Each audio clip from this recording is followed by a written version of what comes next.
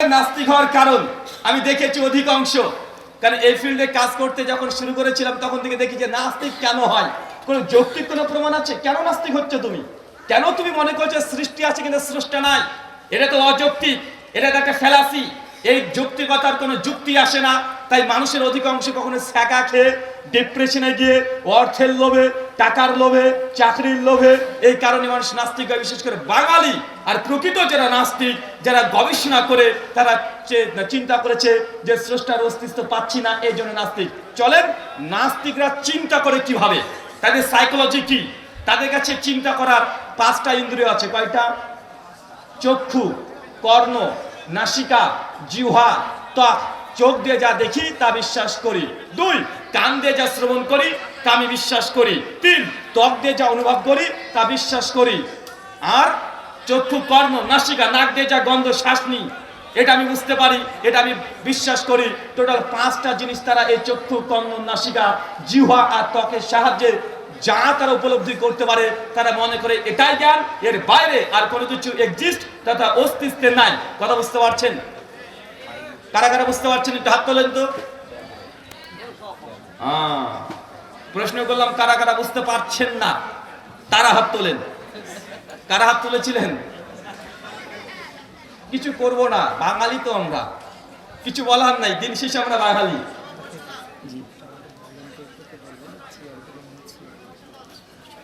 Volunteers ভাই যারা আছেন কমিটির তরফ থেকে অনুরোধ আসছে একটু চেয়ারটা যদি আপনারা একটু মুছে দিতে পারেন, আমাদের দিনী ভাইয়েরা বসতে পারবে। একটু আপনারা কষ্ট করে চেয়ারগুলো একটু মুছে দেন। সম্মানিত সুধী, নাস্তিকদের জ্ঞানের উৎস কয়টা? নাস্তিকদের জ্ঞানের উৎস কয়টা? 5টা। চক্ষু, কর্ণ, নাসিকা, জিহ্বা, ত্বক। তারা এই 5টা ইন্দ্রিয় বহির্ভূত। তারা বিশ্বাস করে আর কোনো কিছু এক্সিস্ট তথা অস্তিত্বে নাই।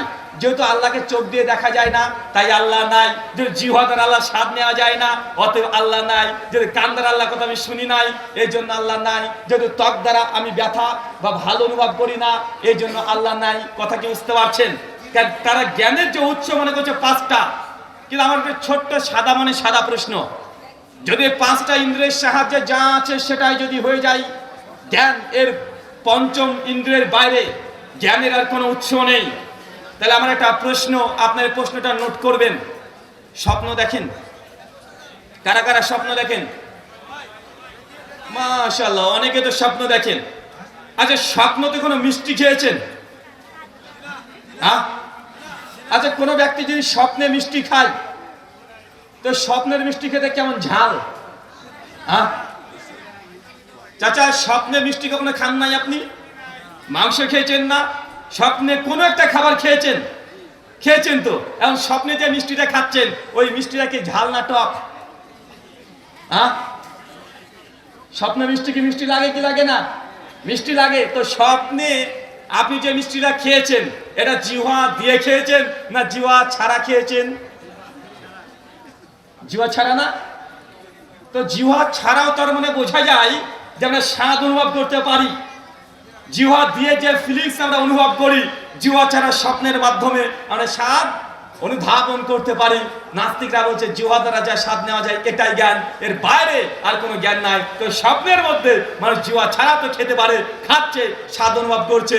তো এটাকে আপনি অবিশ্বাস করতে পারেন স্বপ্নকে? 2, আচ্ছা, মানুষ যখন তাকিয়ে থাকে তখন দেখতে পায়, মানুষ চোখ বন্ধ করে দেখতে পায় না? কি বলছেন? মানুষ চোখ বন্ধ করে দেখতে পায় কি পায় না? আরে মানুষ চোখ বন্ধ করে দেখতে পায়, চোখ ছাড়া মানুষ দেখতে পায়। মানুষ যখন ঘুমিয়ে থাকে স্বপ্ন দেখছে, চোখটা এখন খোলা না বন্ধ? চোখ খোলা না বন্ধ? চোখ এখন বন্ধ।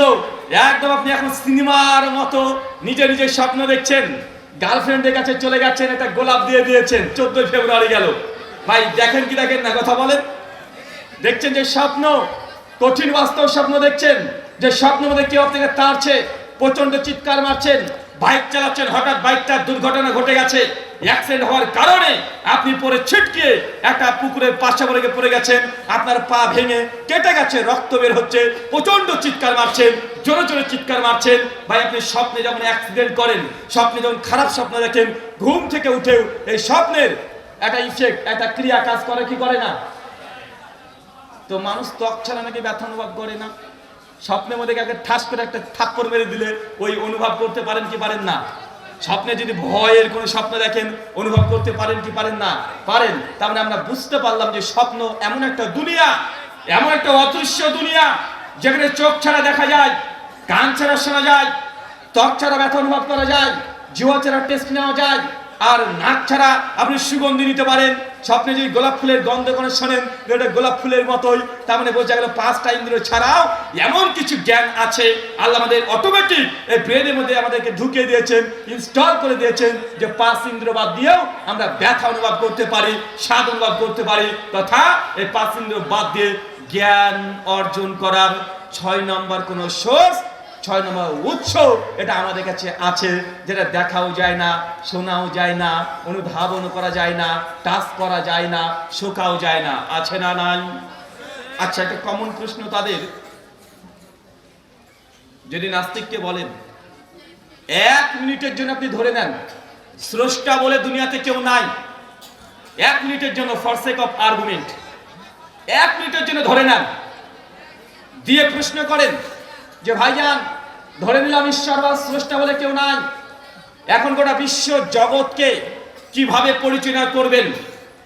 বিশ্ব জগৎ কোনটা নৈতিক কোনটা অনৈতিক, কোনটা জায়েজ কোনটা না জায়েজ, কোনটা হালাল কোনটা হারাম, কোনটা বৈধ কোনটা অবৈধ, এটা কিভাবে আপনার নির্ধারণ করবেন মোরালিটি? তাদের জবাব থাকবে যে আমি যেটাকে ভালো মনে করি সেটাই ভালো, আমি যেটা খারাপ মনে করি সেটাই খারাপ। এগুলো বিশ্লেষণ করব বিজ্ঞান দিয়ে। কি দিয়ে কথা বলেন? নাস্তিকদের কাছে হাতিয়ার কি আছে? সায়েন্স, বিজ্ঞান। আমাদের কাছে হাতিয়ার কি আছে? আল্লাহ সুবহানাহু ওয়া তাআলা আল্লাহ মদ হারাম করেছে। কেন হারাম? বৈজ্ঞানিক উপকারিতা থাক আর না থাক, আল্লাহ হারাম করেছে, এটা হারাম, আমাদের প্রশ্ন দরকার নেই। আল্লাহ নামাজ পড়তে বলেছে, নামাজ পড়ে আমাদের কোনো বাহ্যিক উপকার হোক চাই না হোক, আল্লাহ বলেছেন পড়তে আমরা পড়বো, এটা আমাদের বিশ্বাস। এখানে আমরা বিজ্ঞান আমরা খুঁজতে যাই না। আল্লাহ বলেছে রোজা পালন করতে, সিয়াম পালন করব, এমন রোজাতে কি কি উপকার আছে এটা থাকলেও করব, না থাকলেও করব, এটা হচ্ছে ঈমান। কথা বুঝতে পারছেন? এটা ঈমান। কিন্তু নাস্তিক বলছে যে না, আমরা গোটা বিশ্ব জগতে যেটাই করবো না কেন এর পেছনে সায়েন্টিফিক ব্যাখ্যা থাকতে হবে, বৈজ্ঞানিক তথ্য প্রমাণ থাকতে হবে, তবে সেটা অনুমোদিত হবে, নচেত সেটা নিষিদ্ধ হয়ে যাবে। বিজ্ঞান যদি বলে এটা কল্যাণ তো কল্যাণ, আর বিজ্ঞান যদি বলে এটা অকল্যাণ তো অকল্যাণ। আমার একটা প্রশ্ন আপনার কাছে থেকে গেল, ধরেন একজন নাস্তিক যে আল্লাহকে বিশ্বাস করে না, যে বিজ্ঞানকে বিশ্বাস করে, তাকে প্রশ্ন করবেন যে চুরি করা ভালো কাজ না খারাপ কাজ? আমি বললাম ধরেন নাস্তিকের অবস্থান থেকে আমি বললাম চুরি করা খারাপ কাজ নয়, নাস্তিকরা চুরি করাকে খারাপ কাজই মনে করে। এখন আমাকে যুক্তি দিয়ে আর বিজ্ঞান দিয়ে প্রমাণ দিতে হবে চুরি করা খারাপ। কেউ আপনি চুরি করা খারাপ এটা প্রমাণ করতে পারবেন? চুরি করা কেন খারাপ কেউ একটা যুক্তি দিতে পারবেন? একটা বৈজ্ঞানিক প্রমাণ, অ্যালবার্ট আইনস্টাইনকে কবর থেকে তুলে নিয়ে আসেন, স্যার আইজাক নিউটনকে কবর থেকে তুলে নিয়ে চলে আসেন, বর্তমান বিশ্বজগতের সবচেয়ে বড় নাস্তিক যিনি জীবিত এখনো আছেন রিচার্ড ডকিন্স, নাস্তিকতাকে আবার নতুন ভাবে প্রচার করছে গোটা বিশ্ব জগতে। নাস্তিকদের মধ্যে গুরু যিনি রিচার্ড ডকিন্স, তাকে তুলে নিয়ে চলে আসেন, জিজ্ঞাসা করেন যে চুরি করা যে খারাপ এটা কেন খারাপ, বিজ্ঞান দিয়ে প্রমাণ করে দেখাও। ভাই প্রমাণ করা সম্ভব? আচ্ছা আপনারা কেউ একটু যুক্তি দেন, আমি খণ্ডন করছি, বলেন চুরি করে কেন খারাপ?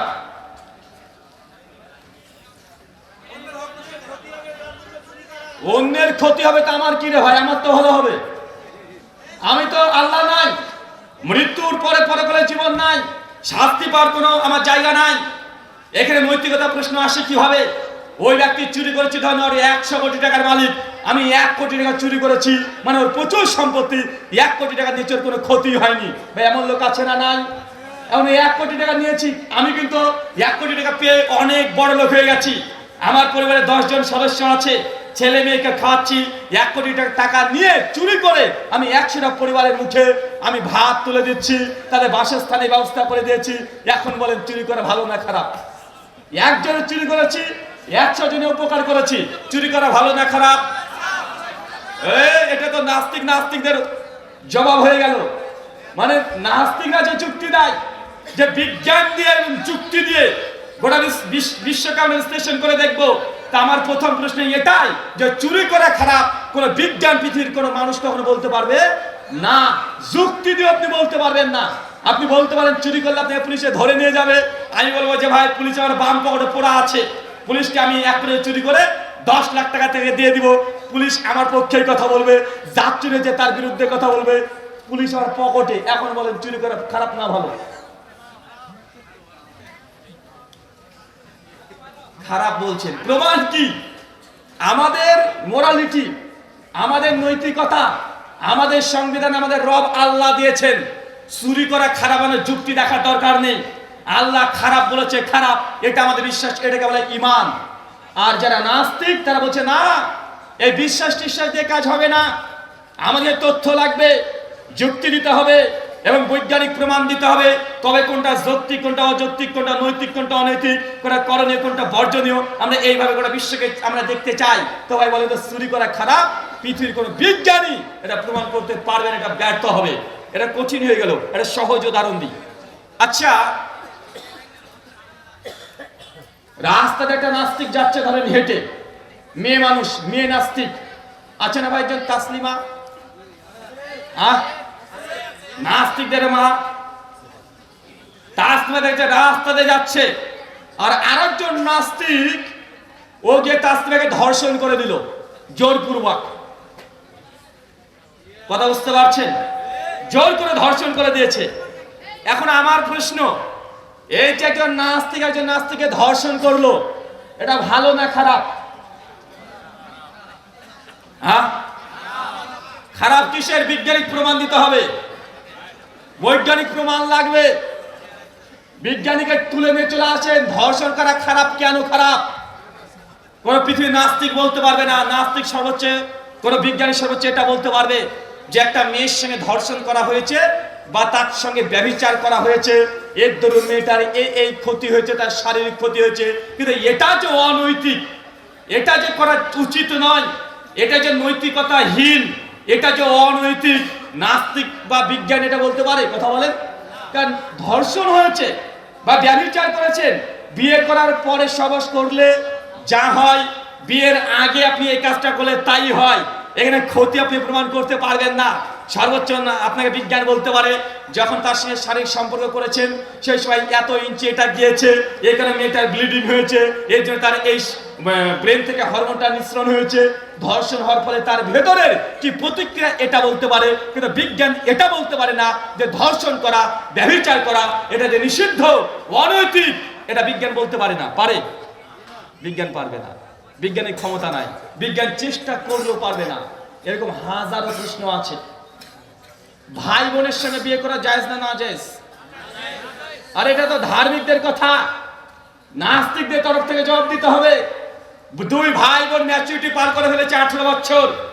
বাংলাদেশের বিখ্যাত নাস্তিক লেখক হুমায়ুন আজাদ, তার বইয়ের নাম আমার অবিশ্বাস, পৃষ্ঠা নাম্বার 143-এ লিখছেন, দুইজন প্রাপ্তবয়স্ক ছেলে মেয়ে স্বেচ্ছায় যা ইচ্ছা তাই করতে পারে। মানে দুই ভাই বোন যদি প্রাপ্তবয়স্ক হয়ে যায়, তারা যদি শারীরিক সম্পর্ক করতে চায়, নাস্তিকতা অনুযায়ী এটাও বৈধ। এখন আপনারা বলেন এটা কি মনুষ্যত্ব না জানোয়ারের প্রবৃত্তি? জানোয়ারের প্রবৃত্তি। কেন? কারণ ভাই বোনের সঙ্গে শারীরিক সম্পর্ক করা এটা বিজ্ঞান দিয়ে খারাপ প্রমাণ করা যায় না। যায়? কথা বলেন। সর্বোচ্চ নাস্তিকরা এটা বলতে পারে যদি ভাই বোনের সঙ্গে বিবাহ হয়ে যায়, ফিজিক্যাল রিলেশন করে, পরবর্তী বাচ্চা যদি দুনিয়াতে আসে, জেনেটিক্স প্রবলেম হবে, মানে বাচ্চার দুর্বলতা হতে পারে, তার ব্রেনের উপরে প্রভাব পড়তে পারে, সে বিকলাঙ্গ হতে পারে জেনেটিক্স প্রবলেমের কারণে। এখন কেউ নাস্তিক যদি বলে যে না আমি বাচ্চা চাই না, আমি প্রোটেকশন নিয়ে আমি শারীরিক সম্পর্ক করবো, এখন বলেন তাহলে যুক্তি কোথায় থাকবে? কথা বুঝতে পারছেন? আমি আগে বলেছি এই কথাগুলো একটু আগে থেকে নাস্তিকদের ব্যাকগ্রাউন্ড না জানলে এই কথাগুলো আপনি বুঝতে পারবেন না, সব আপনার মাথার মধ্যে চলে যাবে।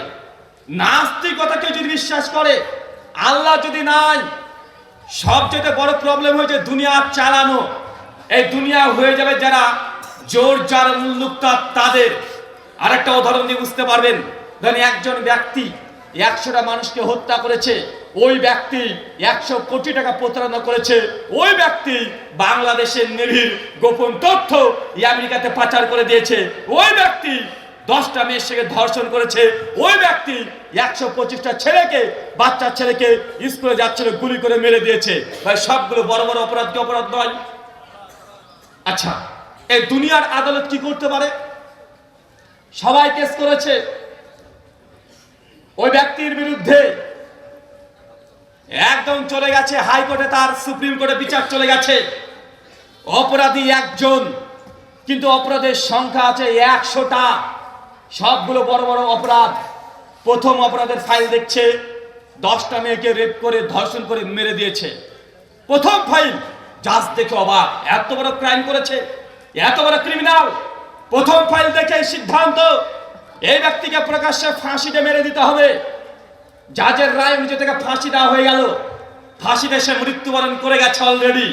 এখন আমার প্রশ্ন, মাত্র 10 জন পরিবারের সুষ্ঠু বিচার হয়েছে, তারা মেনে নিয়েছে, কিন্তু 100 মানুষের যে টাকাকে আত্মসাৎ করেছে, বাংলাদেশের সরকারের গোপন তথ্য যে পাচার করে দিয়েছে, 100 সন্তানকে যে হত্যা করেছে, এত মানুষের যে অন্যায় করেছে, এদের সুষ্ঠু বিচারের দরকার আছে না নাই?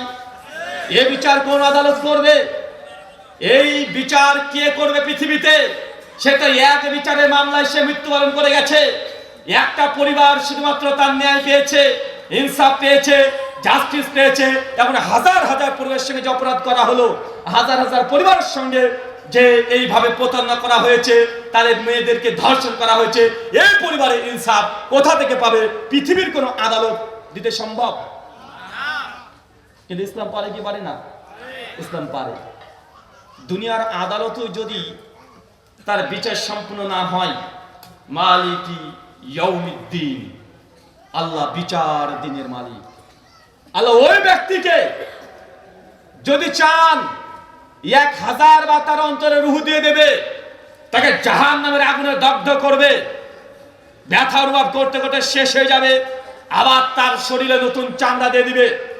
যেটা সূরা নিসা 56 নম্বর আয়াতে আল্লাহ বলে দিয়েছে যে জাহান্নামীদেরকে আল্লাহ যখন জাহান্নামে প্রবেশ করবে, জাহান্নামের শাস্তি ভোগ করার পরে তার ত্বক যখন একদম জ্বলে ছারখার হয়ে যাবে, আল্লাহ নতুন চামড়া দিয়ে দিবেন যেন সে ব্যথা অনুভব করতে পারে। আল্লাহ যদি চাই ওই ক্রিমিনালকে 1 কোটি বার শাস্তি দিতে পারে কি পারে না? কিন্তু দুনিয়ার আদালত পারবে? দুনিয়ার আদালত দিতে পারবে না। আর দুনিয়ার আদালত যদি দিতে না পারে, তো এই পৃথিবীটা একটা বেইনসাফির জায়গা নয়। এই পৃথিবীতে কোনো ন্যায় পাওয়া যায় না। জোর যার মুলুকটা যা মন চায় মানুষ তাই করবে, জন্তু জানোয়ারের মতো। মানুষের কাছে নৈতিকতা, ভালো মন্দ বলে কোনো কিছু এটার এক্সিস্ট করবে না। কারণ সে জানছে যে আমি অপরাধ করছি, এতগুলো একবারে আমার সাজা হবে। কিন্তু বাকি মানুষের সাজার দরুন, বাকি মানুষের যে এই ক্রাইম তাদের সঙ্গে করেছে, সে ন্যায় সুষ্ঠু বিচার পাচ্ছে না। তো এই দুনিয়াটা হয়ে যাবে বেঈমান, দুনিয়াটা হয়ে যাবে একটা অপদার্থ জায়গা, যেখানে ন্যায় পাওয়া যায় না, মানুষের জান